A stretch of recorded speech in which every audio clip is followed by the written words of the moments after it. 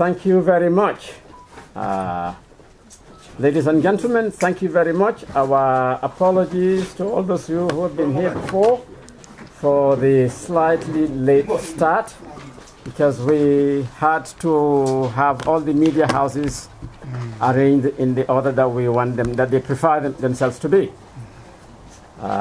Good afternoon, distinguished ladies and gentlemen, the media house. We welcome you to the inaugural press conference of our newly registered Gambia for All party.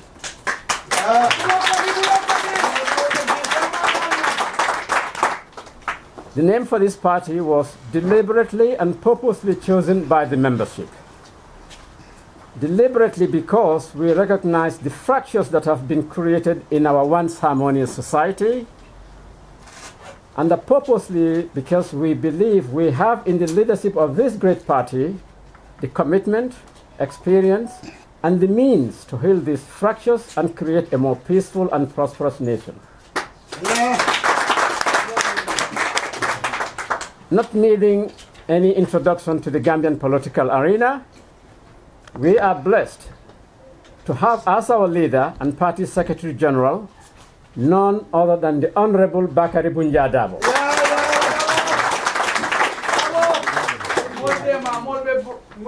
As I say, he needs no introduction to the Gambian political arena.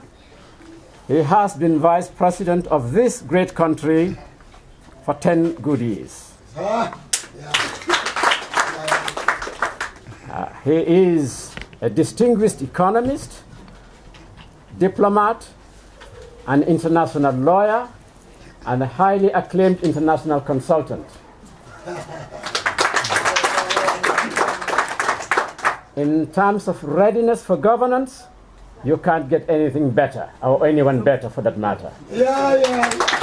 So, ladies and gentlemen, we present to you our party secretary general and leader, the Honorable Bakari Bunja Dabo.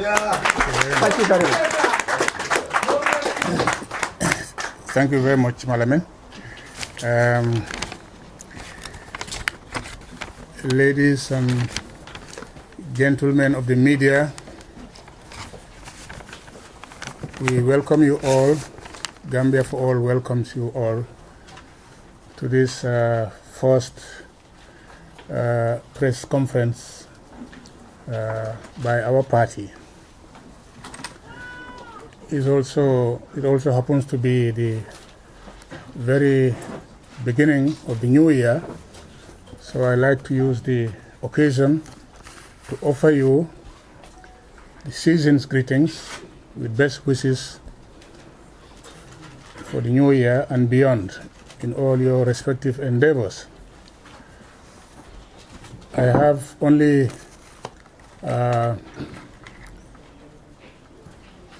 few introductory remarks to make, and I have chosen to make them in the form of a written script which I want to go through and read.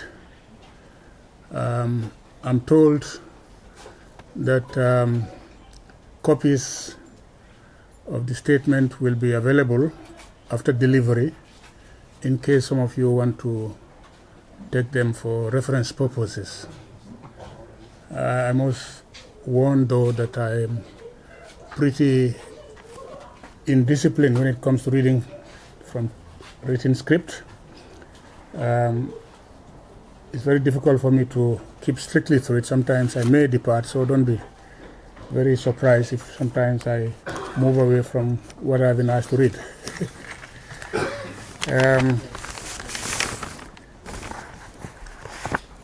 Following Ladies and gentlemen, following the registration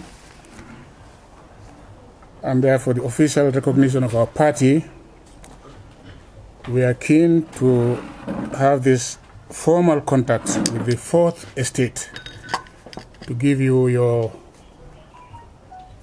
proper and more honorable name, and to use your prestigious medium, you talking to you collectively, use your medium to showcase our organization in the sense of recalling its genesis, also dilating on its structure as well as on the mission it has set in itself.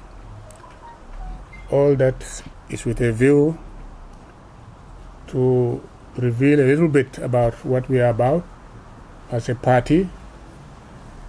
And of course, you are at liberty, if you so wish, to share what information you get with your respective readership and listeners. As for the genesis of our party, one will need to go back to the National Delegates Conference of 13 July 2019, when participants drawn from various horizons came together as Gambians to discuss our national situation and to share ideas about the challenges facing our country. I should, in this regard, add one notable detail, which is that a significant number of the participants gathered at that delegates conference were at this time supporters of the PPP, who felt disillusioned by developments within that historic party and who were keen to explore other options for the expression of their political convictions.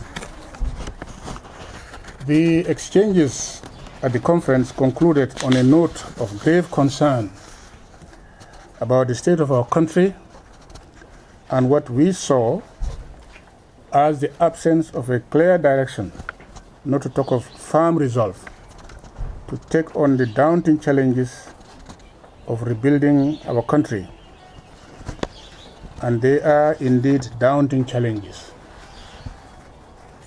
For if the 2016 elections helped free our people from the clutches of a most destructive dictatorship, we had to recognize that the legacy of that dictatorship is still very much in place. And what is that legacy? What is that legacy? It is clear by all objective standards that in the wake of 2 decades of misrule, of mismanagement, and of institutionalized corruption, the defining characteristics of the country we are left with include the following. 1, an extremely weak state with a much polarized society and a weakened sense of national oneness. 2, a weak and fragile state whose key state institutions are either decimated or in an advanced state of decay. 3, a fragile state with an economy in doldrums. 4, a weak and fragile state tottering under a bewildering pileup of social and environmental problems. 5, a weak and fragile state with a dysfunctional national security system. These are some of the features we recognize about our country in the wake, as I said, of 2 decades of dictatorship, to the point that arguably one can say what we are left with was more of a country and not a state. But that was not all. In addition, at the delegates conference, we had cause to deplore the point that even in the face of such a situation, there was little evidence of ideas or even the determination to take on the challenges. The coalition project, I'm referring to the arrangement agreed upon by a vast majority of the political class at the time, which led to the electoral defeat of the dictator. That coalition project had promised that top priority would be accorded to wide-ranging reforms for rapidly putting in place a sound foundation for rebuilding our ruined state. Today, 3 years into that transition, the slow pace of the steps being taken, where any action has started at all, that slow pace is the cause of dwindling public confidence. Sadly, the focus of political discourse in the country generally continues to be on petty partisan issues rather than the articulation of clear ideas for fostering stable democratic governance with vibrant economic transformation in order to meaningfully address the challenges of unemployment, particularly among the youths, the problems of poverty and of blighted prospects, and such other pressing problems. The situation is leading the citizens to blame the entire political class, not just the government, for this lackluster state of affairs, and the hope the people need badly continues to elude them. Now, it was against this backdrop that the 13th July Delegates Conference defined and agreed on a set of values and principles needing to be defended and promoted in order to avert the prospect of a failed state. The practical step to that end was the decision to form a party to be dedicated to the promotion of those values for the realization of a progressive state and societal project. Ladies and gentlemen of the media, that was how the idea of our own political party was born. We aim from the outset to offer our people, through our ideas and plans for getting the country out of its present difficulties, a vision of a better Gambia, a much better Gambia. We are motivated by a sense of patriotic duty, as well as by an awareness of our collective responsibility to contribute to the country's recovery and progress. The name Gambia for All was chosen to reflect our faith in and our commitment to safeguard and promote inclusiveness in the life and actions of the state, with all citizens living in a society that will be free, open, and fair. Since that historic decision, a lot of effort has been put in to concretize the wishes of the conference. A constitution reflecting the broad philosophy and values of a united country, the values of a caring society, and the values of a democratic, effective, and responsible state was discussed and adopted by a constitutive congress of our party held from the 11th through 13th October last. Our further ideas for solving the country's myriad of problems are presently at an advanced stage of elaboration. They will, in the very near future, be launched in the form of a vision document outlining our ideas and plans for addressing the country's problems. The broad range of these problems include issues of governance, the economy, security, the environment, natural resources, gender, social services, the youth sector with its particularly acute challenges, and many others. Another area in which we have deployed effort since the 13 July decision has been to work towards meeting the requirements of the law for the registration of our party. We are happy that with the registration, our party's status as a stakeholder in the national political process has now earned formal recognition. We want to proceed without any further delay with the urgent task of building our party. In the next 8 to 10 weeks, we plan to put in place our party structures as provided for in our constitution.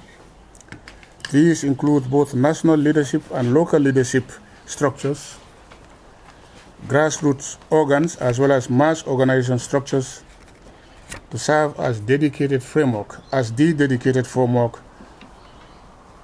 for promoting, for harnessing the energies and for promoting the active participation of the female and youth segments within our party following. For now, we want to express delight and enthusiasm on our joining the national political arena. To the political class as a whole, we say salam. We say to them, here we come. We come in peace and for peace. For we abhor violence in any form, verbal or physical. We come with an open mind and with open arms. We bear no ill will towards anyone. We will seek to promote understanding and collaboration with all. We are open to dialogue, but for us, the focus of such dialogue will remain program-focused discourse, not sterile politics, not sterile polemics, not petty politics, and not crypto-personal issues.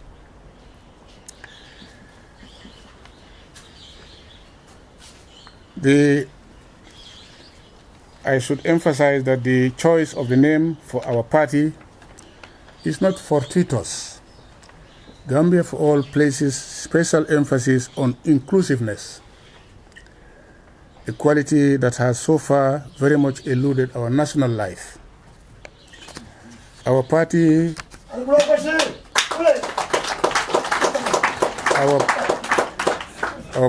insists on discipline, as indicated in our motto. Further, we stand for transparency, to be underpinned by the most appropriate processes for the organization and operation of politics, as well as for the governance of the state. On a final note, I hold out a hand of constructive relationship with the media. Gambia for All recognizes the critical role which the media, especially the independent press, is called upon to play in a modern democratic state. You will always find in us an open, willing, and reasonable interlocutor. Just as much we expect of you, ladies and gentlemen of the media, we expect of you professionalism and scrupulous observance of the ethics of your own chosen profession. And it is on this note that I salute you and thank you for your attention. Questions? Very good. Thank you very much, Honorable Chairman, the Party Secretary General and Leader. This is an experienced personality which the whole nation will be proud to hear and listen to. Without much ado, we will be inviting questions from the media if they so choose to.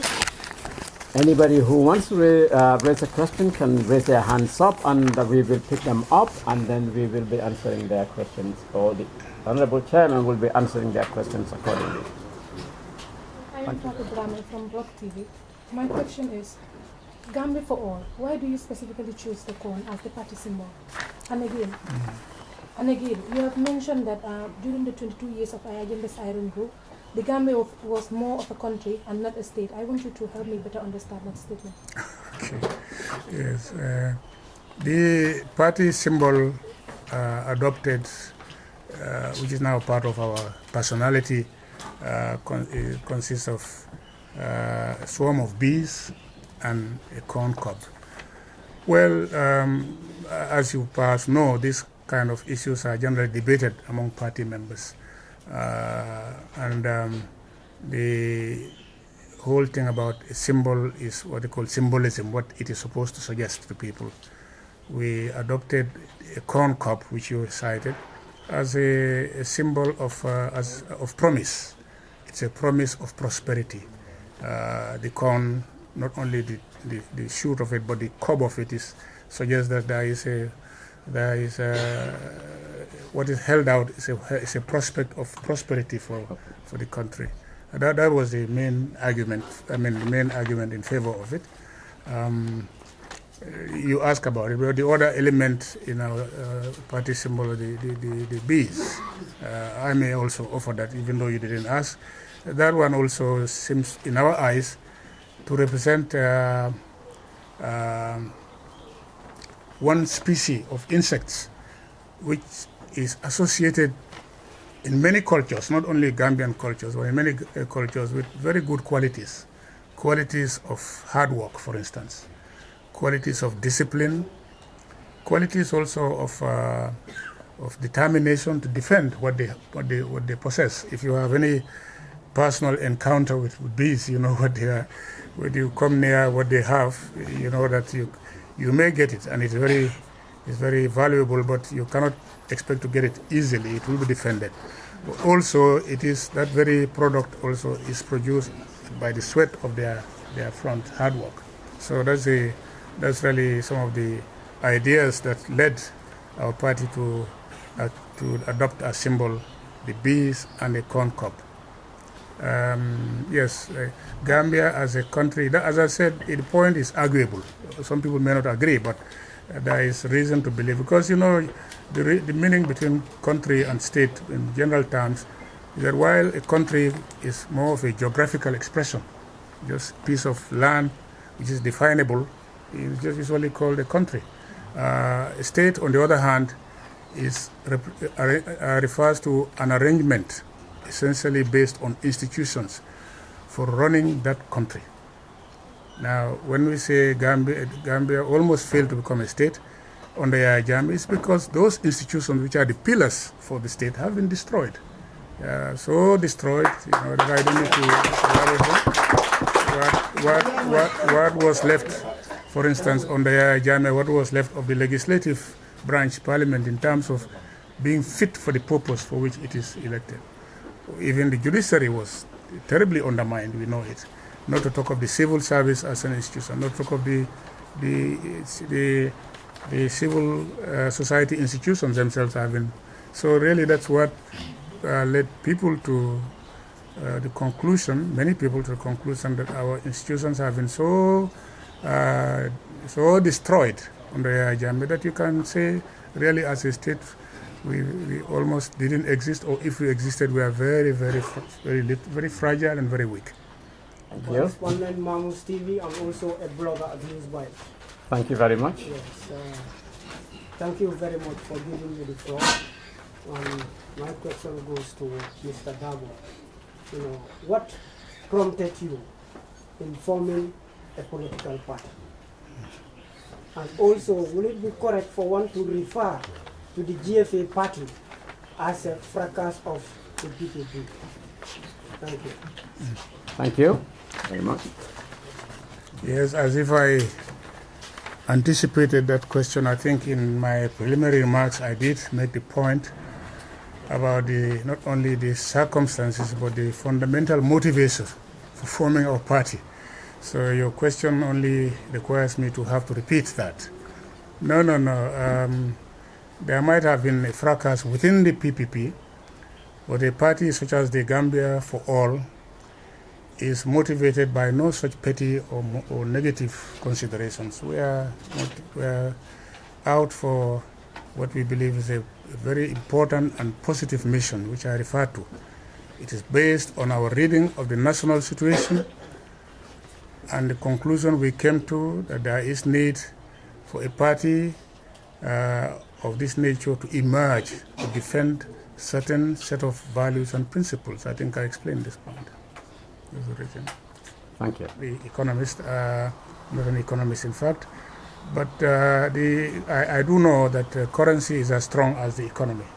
And the dollar cannot be expected to be a very strong currency as long as the economy itself remains weak, starting with the macroeconomy. What I believe in is that the currency should still be left to in a free market, whereby it finds its value at any given time, depending on the demand and supply situation in the market.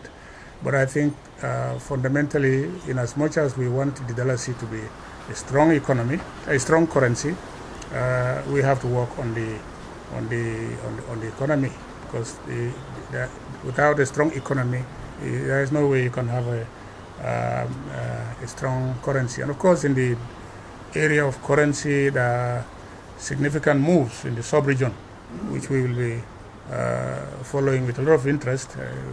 There are moves, and there is even a commitment to unified currency for the whole of West Africa, to which the Gambia government has committed itself, and Gambia for All, in principle, has no objection to that direction of things. What makes Gambia for All different from other parties, and how, as a new party coming into the fray, how decisive will your party become elections next year? Well, every party, or should I say every serious party, will have and be able to articulate its position on a number of issues. And I think for our party, our distinctive mark will be those ideas which we will be articulating as our fundamental standpoint, our principles. I did say that beyond